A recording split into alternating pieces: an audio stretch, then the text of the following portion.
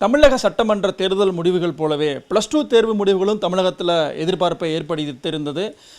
+2 தேர்வு முடிவுகள் வெளிவந்திருக்கிற இந்த சூழலில் மாணவர்களின் மதிப்பெண்கள் தேர்ச்சி சதவீதம் ஒவ்வொரு வருடத்திற்கும் அதிகரித்திருப்பது போலவே மாணவர்களோட தற்கொலை சம்பவங்களும் அதிகரித்திருக்கு.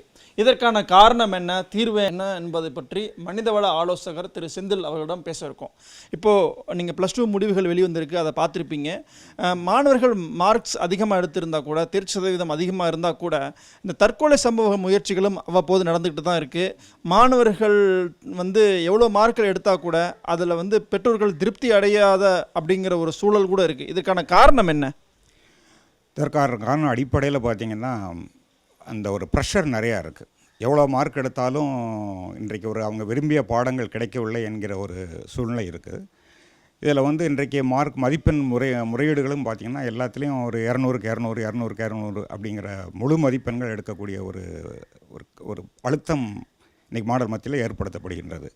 இது அந்த அளவிற்கு அழுத்தம் தேவையில்லைன்னு தான் நான் சொல்வேன். ஆனால் இப்போ எல்லாமே காம்படிஷன், ஒரு போட்டி மனப்பான்மையில் அப்படிங்கிறது வரக்கூடிய ஒரு வாய்ப்பு இருக்குது. இந்த அழுத்தம் தான் அளவுக்கு மீறி போகும் பொழுது, அதை அவர்கள் தாங்க முடியாத பொழுது தற்கொலை எண்ணம் அவர்களுக்கு வருகின்றது. இதை மாணவர்கள் எப்படி ஓவர் கம் பண்ணலாம்? உங்களோட ஆலோசனைகள் என்ன? இது மாணவர்கள் ஓவர் கம் பண்ணுறதுக்குன்னு ஒரு வழிமுறை இருக்கின்றது. என்ன அப்படின்னா, அவங்க ஒரு வாழ்க்கையில் ஒரு பரந்துபட்ட ஒரு எண்ணம் அவங்களுக்கு தேவைப்படும். இந்த மதிப்பெண் ஒரு ஒரு இந்த பரீட்சை என்பது முக்கியமாக ஒரு வாழ்வியல் ஒரு கட்டம்.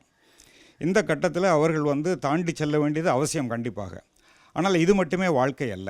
இதில் என்ன கற்றுக்கொள்கிறோம், அதை எப்படி பயன்படுத்துகிறோம் என்பது தான் ரொம்ப முக்கியம். ஆனால் இந்த மதிப்பெண்கள் மட்டுமே இன்றைக்கு அட்மிஷனுக்கு ஒரு அடிப்படை என்று வரும் பொழுது இந்த ஒரு அழுத்தம் வருகின்றது. இதை சார்ந்துள்ள மாணவர்கள் மட்டுமல்ல, பெற்றோர்கள், ஆசிரியர்கள் மிகப்பெரிய பொறுப்பு இதில் இருக்குது. ஸோ இப்போது மாணவர்களுக்கு அந்த அழுத்தத்தை கொடுக்குவது பல சமயத்தில் ஒரு சமுதாயமும் பெற்றோர்கள் தான் அப்படின்னு பரவலாக சொல்லப்படுது. அவங்க இந்த சூழலை எப்படி புரிந்து கொள்ளணும்? அதாவது மாணவர்களின் உலகத்தை பெற்றோர்களும் சமுதாயமும் எப்படி புரிந்து கொள்ளணும் நீங்கள் நினைக்கிறீங்க? அடிப்படையில் ஒரு தவறு நம்மகிட்ட என்ன இருக்குது என்னென்னா, மாணவர்களுக்கு என்ன விருப்பம் என்பதை யாருமே கேட்பதில்லை. இன்றைக்கு ஒரு +2 வந்த உடனே இன்ஜினியரிங்கா மெடிக்கலா, இது 2 தான். அது முக்கியமாக இன்றைக்கு இன்ஜினியரிங்னு ஆகிப்போச்சு. இன்றைக்கு அப்படி வரும் பொழுது அந்த இன்ஜினியரிங் காலேஜ் ஒரு நல்ல கல்லூரியில் வரணும் அப்படின்னா அதுக்கு அதிகமான மதிப்பெண் வரணுங்கிற ஒரு அழுத்தத்தை விரும்பியோ விரும்பாமலும் மாணவர்கள் மேல் சுமத்தப்படுகின்றது. இந்த சுமத்தலின் மூலமாகவும் சரி, அந்த நிறைய ஒரு காம்படிஷனில் ஒரு ஐஐடிக்கு போகணும், அதுக்கு போகணும் அப்படின்னாவே ஒரு பெரிய என்ன சொல்கிறது, அந்த விரும்பி படிக்கிறது கூட கட்டாயப்படுத்தி படுக்கக்கூடிய நிலைமைக்கு அவர்கள் ஆளாகப்படுத்துகிறார் பேரண்ட்ஸ். இந்த பெற்றோர்களின் இந்த மனநிலை மாறாத வரைக்கும் இந்த பிரச்சனை தொடர்ந்து வந்துக்கிட்டு தான் இருக்கும். இப்போ தமிழக கல்வி முறையில் மாணவர்களுக்கு இயல்பிலேயே ஒரு அழுத்தம் தர மாதிரி இருக்குது அப்படின்னு ஒரு குற்றச்சாட்டு இருக்குது. அதை மாற்றுறதுக்கு, இல்லை இன்னமும் மாணவர்களுக்கு இலகுவாக படிக்கிறதுக்கு ஏதாவது சிறந்த கல்வி முறை இருக்கா? உங்களோட ஆலோசனை என்ன? எஸ், நம்ம டீச்சிங் மெத்தட்ஸ் இன்றைக்கு நிறையா மாறிட்டுருக்கு. ஆனால் அது +2 லெவலுக்கு வரல, கீழே அடிப்படை கல்விக்கு வந்துட்டுச்சு. ஆக்டிவிட்டி பேஸ்ட் லேர்னிங்னு கொண்டு வந்துட்டாங்க. ஆனால் அதே மேலே ஹைஸ்கூல் அப்படின்னு வரும்பொழுது, ஹையர் செகண்டரின்னு வரும்பொழுது இன்னும் அந்த மதிப்பெண் அடிப்படையில் தான் எல்லாம் வந்துட்டுருக்கு.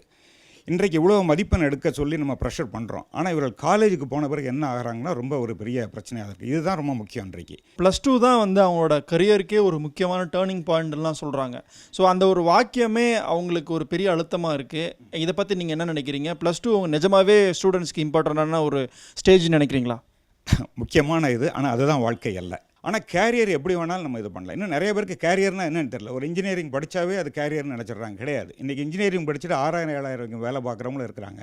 ஒரு +2 மட்டும் முடிச்சுட்டு ஒரு தொழிலை ஆரம்பித்து இன்றைக்கு பெரிய லெவலுக்கு போனவங்களும் இருக்கிறாங்க. அப்போ எது கேரியர் இன்றைக்கு அப்படிங்கிறத பெற்றோர்கள் முதல்ல தெளிவான சிந்தனை, அந்த சிந்தனையை மாணவர் அவங்களுடைய குழந்தைகளுக்கு கொடுக்க வேண்டும். தேர்வுகள் முடிவுகள் எழுதி சுமார் 5,50,000 பேர் மாணவர்கள் இப்போ ரிசல்ட் வந்திருக்கு. அதில் ஒரு சில பேர் தான் இந்த டாப்பர்ஸ் லிஸ்ட்டில் வந்திருக்காங்க. பரவலான மாணவர்கள் 1000 1100 அந்த அளவில் எடுத்திருந்தால் கூட அவங்களுக்கு சரியான அப்ரிசியேஷன் இல்லை, நாங்கள் புறக்கணிக்கப்படுறோன்ற மாதிரி ஒரு மனநிலையில் இருக்காங்கன்றதான் ரிப்போர்ட்ஸாக இருக்குது. ஸோ அவங்களுக்கு உங்களுடைய மோட்டிவேஷனல் கருத்துக்கள் என்ன? ஓகே, இந்த நிகழ்ச்சி மூலமாக நேரடியாக மாணவர்களுக்கு சொல்கிறது, மதிப்பெண்ணை பற்றி கவலையே படாதீங்க.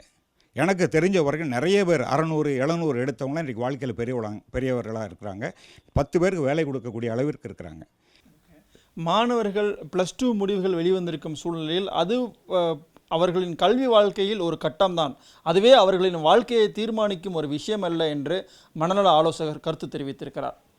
காவேரி செய்திகளுக்காக ஒளிப்பதிவாளர் கன்னடியுடன் ராம்குமார்.